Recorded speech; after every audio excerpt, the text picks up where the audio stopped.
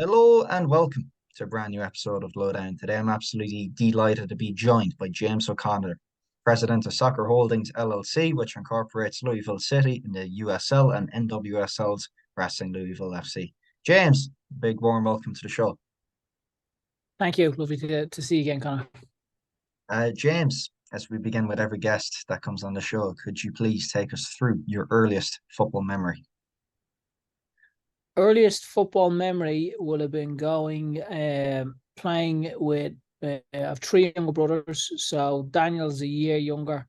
Two of us going over to Wolftown, which was about a 10-minute walk. And that was our first sort of real experience in playing team football. So great memories. And obviously, you touched upon it there. I mean, you were a promising footballer growing up, football mad family may add with three younger brothers. You moved to Stoke as a young lad too, James. Upon reflection, did that make you mature a lot earlier as a player? It did. I mean, not just as a player. I think you have to grow up really quick. So I think that was I mean, I'd always dreamed of being a professional footballer, so I was blessed to be given the opportunity, and that was something that I felt as if I really wanted to get after. And at 16, and looking back now, obviously it was a pretty daring. I would say, well, I mean, not risk. Risk is probably the wrong word, but I mean, it was.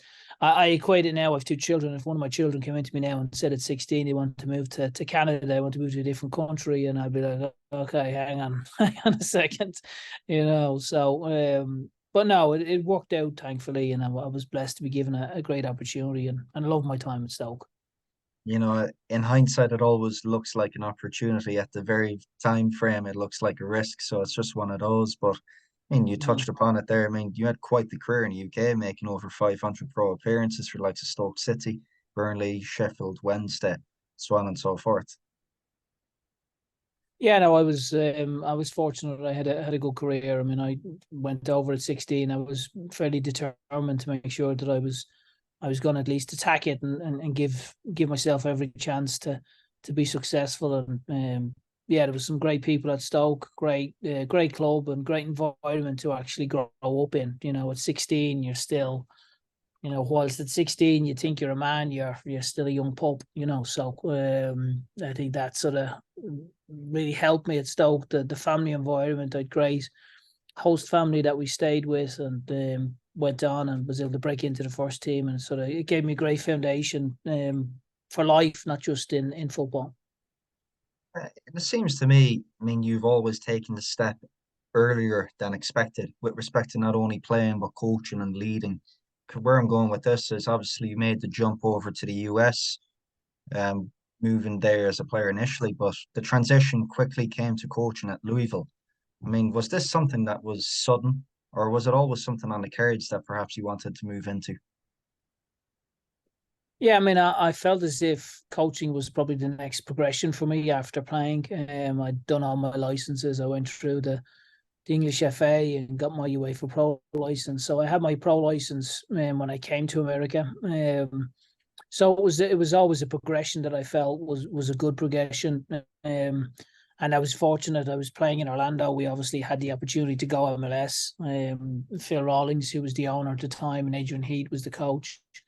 They obviously did a great job in preparing the club for MLS. So then, as the team and club were transitioning to MLS, it was USL was given the USL franchise was given to Louisville. So interviewed for the position, and Wayne Stopenel was the gentleman who was a minority owner in Stoke and wanted to take the franchise to Louisville.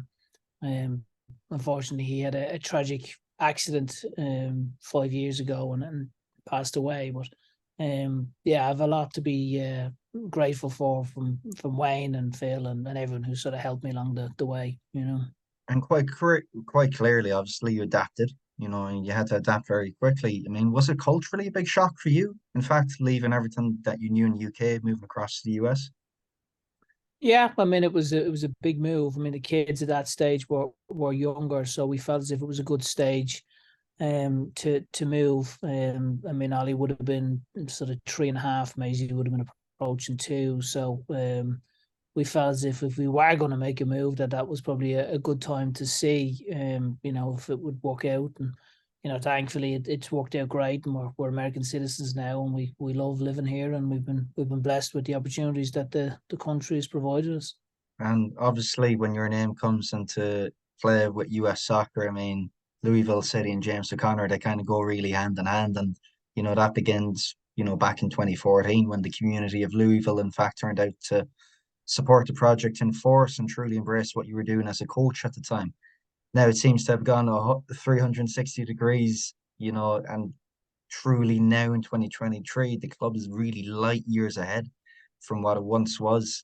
I mean, it was only Brandon Morris last year who drove me by the baseball stadium you guys used to play in downtown. Oh yeah, yeah. Oh, I have fond memories of the baseball stadium, but yeah, I mean, I smile. It wasn't always like this, I mean, now the training ground is incredible, and the stadium, the infrastructure, and our ownership, led by John Neese and Chris Harding and all the board have done a phenomenal job. I mean, John has been very successful. He's a fantastic leader, and someone that is held in the highest regard by not just me, but everyone connected with the club. But I think when you look at the growth, starting in 2014 in a baseball stadium with one field which was your training ground that flooded. Yeah, it's been a hell of a journey, but thankfully now we're blessed. I mean, it's incredible. Even now where I sit, it's a $15 million training complex, and yeah, it's a completely different environment now. And obviously, that wouldn't have been without the support and rapport, indeed, that the club enjoyed with its fan base. And evidently, you see that today in the beautiful Lynn Family Stadium downtown.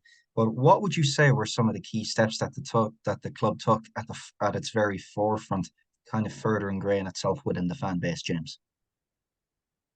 I think when we started, you obviously want to try to get on field success, but I think a big piece of it was making sure that the community felt as if we were trying to make an impact. I think we were very intentional about having players and myself out in the community, trying to show people that we cared for the community. So whether that was school visits, whether that was camps, clinics, whatever it was, we tried to get out there, hospital visits, just to try to give back to the community. The players obviously became role models, which then is really important. So then, character of the players, and then just the overall commitment from ownership, because the first few years are obviously very challenging. Like any startup, it's you're running a business that, for us, we were playing in a baseball field, which wasn't ideal. There was issues from the business perspective relative to revenue and different aspects. So I think there was a really strong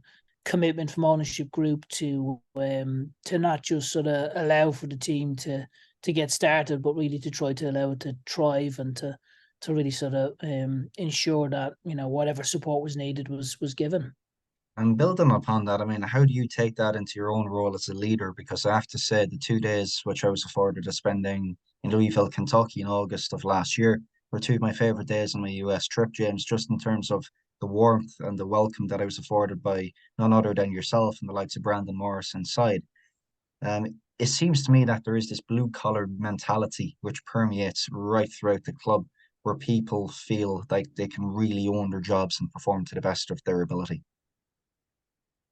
Yeah, I mean, I think that's the biggest thing, and that's sort of with John, and that's part of his leadership style that I've really tried to take from him. Is he trusts people to do their job, and I think you employ people, you give them the support that they need, and you try to help and guide as much as you possibly can. But I think everyone that works here, they've been employed for a reason. We have belief in everybody. So if your role as a player, or your role as a coach, or your role as an executive, or part of the ticket team, you're trusted to do your job, and you're expected to behave a certain way, and you're expected to make sure that you have a team first mentality. And I think that's something that becomes really important to us. Is we want a collaborative approach, but when it comes to the decision making, you're expected to make a decision.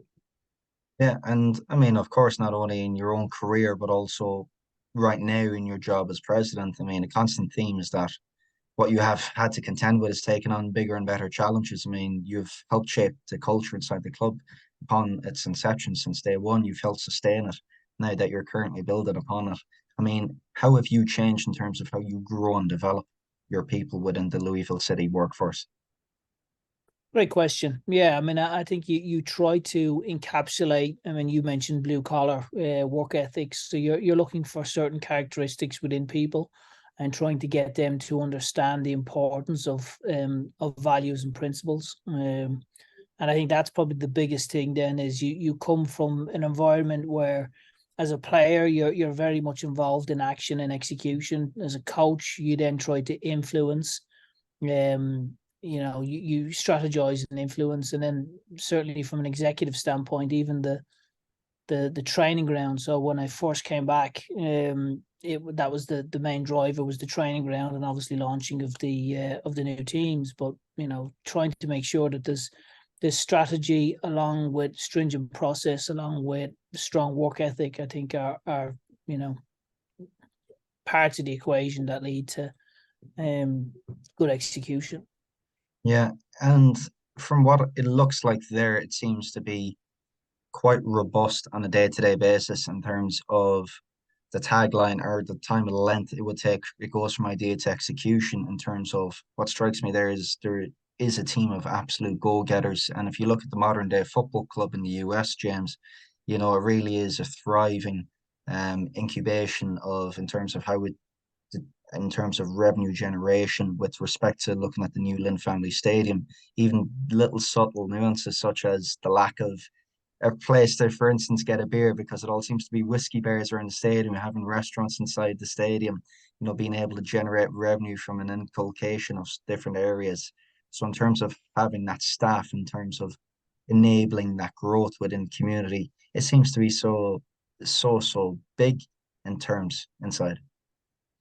It is. I mean, it's become a big business. I mean, I think when we started, we are obviously a USL team in a baseball stadium. Now we've obviously got top tier women's sport in Racing Louisville, men's team USL. We've got full academy. We've got $75 million stadium, which hosts events. We've got the training ground. We've got some development land around the stadium. So it's become a big business. But for every business, you need to have a good product, you need to have good people, and then you need to have good revenue generation. And I think they're all important factors as we sort of continue to grow. It's just being ahead of budgets and targets and thresholds, and then making sure that you've got the right people in the right slots that can execute. Hmm. And I mean, for me, there's your time there seems to have coincided with a lot of seminal moments, such as the move into the $75 million new stadium, the landmark training ground, and also the establishment of the female team. With that being said, there's an awful lot on your plate. So inherently, you must have an awful lot of trust in your people. I suppose, what would be some of the systems and processes you would have for managing your staff? Yeah, great question. Weekly meetings are obviously really important. So, understanding of expectations, I think that's probably one of the biggest pieces. I also am big on disc profiling, so understanding communication skills. So, are you familiar with disc or? No. Okay, so basically, it's a profiling system which will spit out different personality traits and communication skills that you like to receive. So basically, when somebody's being appointed, or if they're a direct report to me, I like to understand those characteristics because it helps them with my communication. So as an example, somebody that's a high D is very driven, very impactful, very forceful, would have a very much a can-do attitude, and would be someone that would be very intentional about action. Somebody that would be an S would be very structured, very stylistic, very they like to understand what their week looks like. They like to understand on a daily basis what they can expect. They don't really like a lot of change. So for me, then when you're communicating and understanding the different profiles, if I'm presenting a message to somebody, I want to make sure that I understand their profile to deliver the message in a way that I know is most beneficial to them. So communication becomes a key component, I think, regardless of your position. If you're a coach, if you're a player, if you're an executive, if you have an inability to communicate and build a relationship with people, then you're obviously you're struggling before you even got started. Mm, I think obviously a key objective of yours is something which you touched upon there, ensuring that you guys are quite sustainable and a going concern for the future. And Absolutely. one of the big things that we spoke about during our time in your office last year was how do you begin to marry between the beliefs of winning in the now versus winning in the present? And in fact, can you have both? And I think in your head coach on the men's side, Danny Cruz, you seem to have a guy who's well equipped at bringing players forward from the academy into first team action and ensuring that you guys are quite sustainably competing at the top end of the USL. Yeah, I mean, and that's the biggest sort of ongoing challenge for not just us, for every club, is the development aspect relative to results. So can you be at the top end of your division? Can you be winning trophies whilst also developing talent and creating a sustainable model? Josh obviously got a lot of headlines last year. His brother Elijah's in the team, Carlos. So we've had 5 from the academy that actually were involved with the first team squad.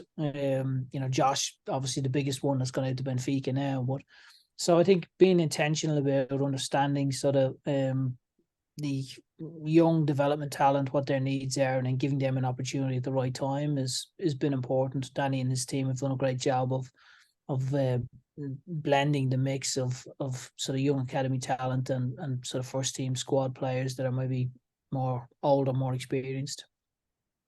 Yeah, and I mean, it all goes hand in hand because obviously people will speak of the World Cup in 2026 as being a key milestone upon the horizon.